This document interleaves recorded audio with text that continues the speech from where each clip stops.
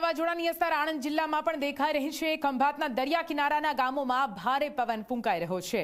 ખંભાત, રાણજ, ધુવારણમાં આંધી સાથે ધૂળની ડમરીઓ ઉડી।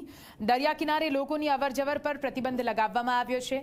દરિયાકાંઠે સાગર તટ રક્ષક દળના જવાનો તૈનાત કરવામાં આવ્યા।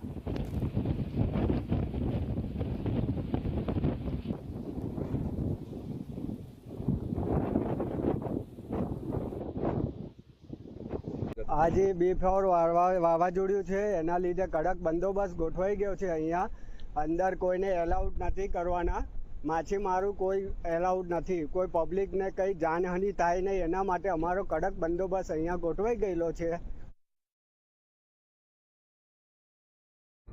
બિપોર જોઈ વાવાઝોડાની આપને જણાવી